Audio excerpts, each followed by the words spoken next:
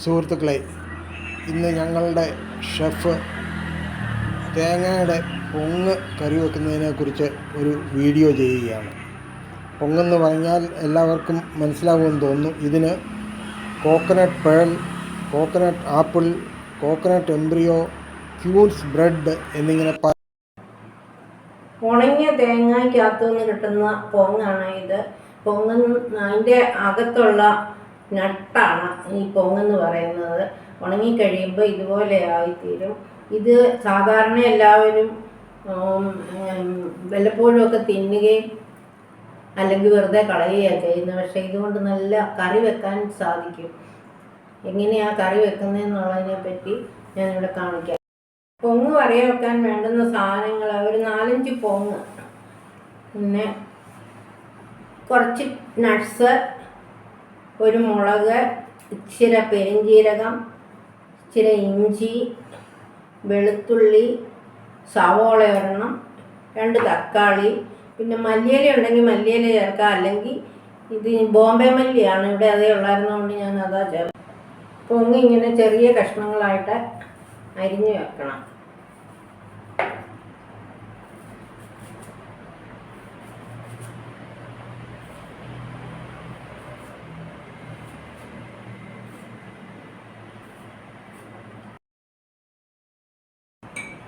ഈ പൊങ്ങ് അരിഞ്ഞു വെച്ചിരിക്കുന്നതിനകത്തോട്ട് ഒരു 1/4 ടീസ്പൂൺ ഉപ്പിട്ടുക.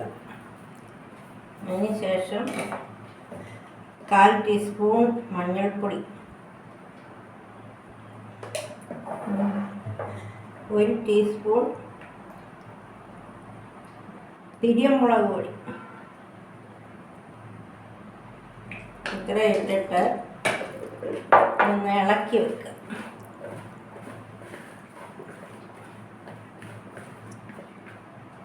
ഒരു 5 മിനിറ്റ് ഇത് ഇളക്കി വെക്കുക. ഇനി സവോളയും തക്കാളിയും ഒക്കെ നമുക്ക് അരിഞ്ഞു വെക്കാം ചെറുതായിട്ട്. ഇനി ഒരു പാൻ അടുപ്പേ വെച്ച്, അല്ല ചീനിച്ചട്ടി അടുപ്പേ വെച്ച് വെള്ളം വറ്റുമ്പോൾ കുറച്ച് വെളിച്ചെണ്ണ ഒഴിക്കാം. ഇനി ഒരു ചീനച്ചട്ടി അടുപ്പേ വെച്ചിട്ടുണ്ട്, അതിനകത്തോട്ട് 2 സ്പൂൺ വെളിച്ചെണ്ണ ഒഴിക്കുക.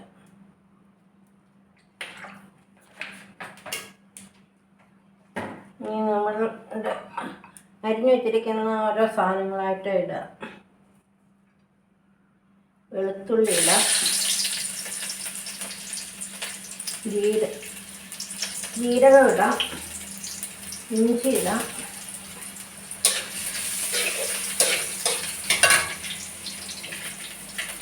നട്ട്സ് ഇടാം,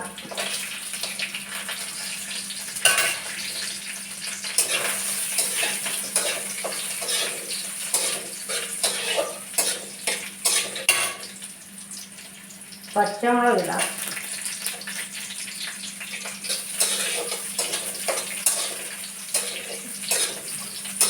നിറം മാറുന്നുണ്ടെങ്കിൽ വഴറ്റാം. സവോള ഇടാം,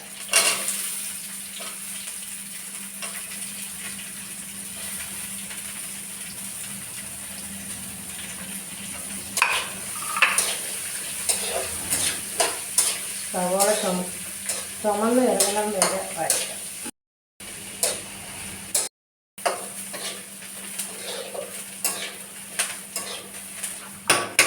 ചുമന്ന് വരുന്നുണ്ട്. അന്നേരം നമുക്കിതിനകത്തോട്ട് ഈ തക്കാളി അരിഞ്ഞ് വെച്ചിരിക്കുന്നതല്ല കുറച്ചൊന്ന് വഴറ്റും. ഇനി ഇതിനകത്തോട്ട് നമുക്ക് കുറച്ച് മസാല ഗരം മസാല കുറച്ച് ചേർക്കണം.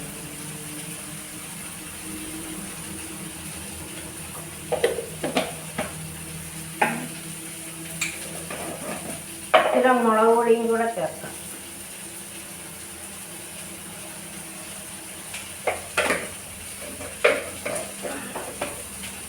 സ്വല്പം ഉപ്പും കൂടെ ചേർക്കാം.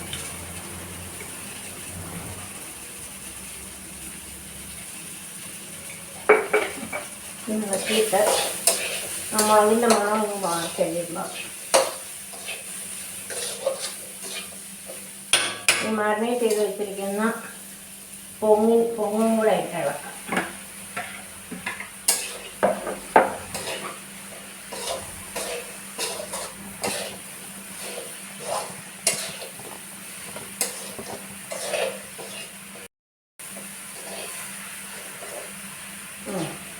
ഇനി തക്കാളിയൊക്കെ ഒന്ന് വേകാൻ വേണ്ടി കുറച്ച് 1 കപ്പ് വെള്ളം ചേർക്കാം.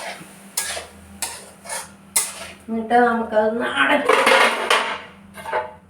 അടച്ചു വെച്ച് വേവിക്കാം. ശകലം നേരം 2-3 മിനിറ്റ് വേവും. ഇനി നമുക്കിതൊന്ന് വെന്തോന്ന് നോക്കാം. ഇതൊന്ന്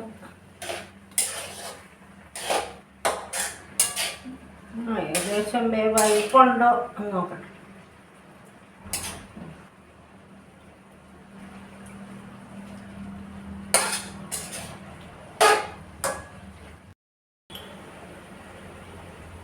ഇങ്ങനത്തെ ശക്കല കുരുമുളക് പൊടി ഒന്ന് തൂളിക്കൊടുക്കാം.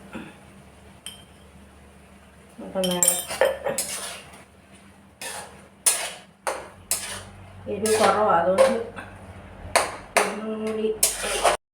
പിന്നെ ഇനി ഒരു കൊഴുപ്പ് കിട്ടാൻ വേണ്ടിയിട്ട് ഞാൻ ഒരു തക്കാളി 5-6 നട്ട്സും കൂടെ അരച്ച് മിക്സിയിൽ അരച്ച് വെച്ചിട്ടുണ്ടായിരുന്നു. അത് കൂടെ ചേർക്കുക.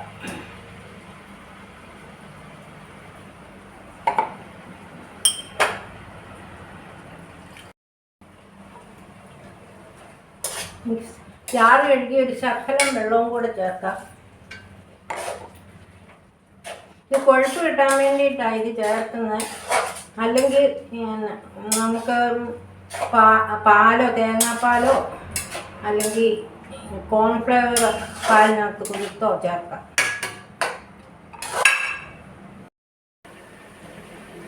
ഇനി അവസാനമായിട്ട് നമുക്ക് കുറച്ച് മല്ലിയിലയും കൂടെ തൂളാം.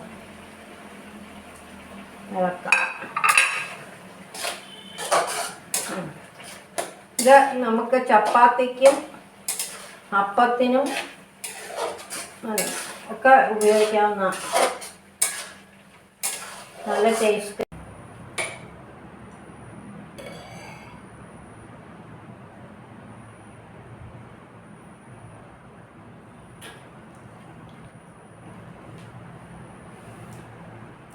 സൂപ്പർ.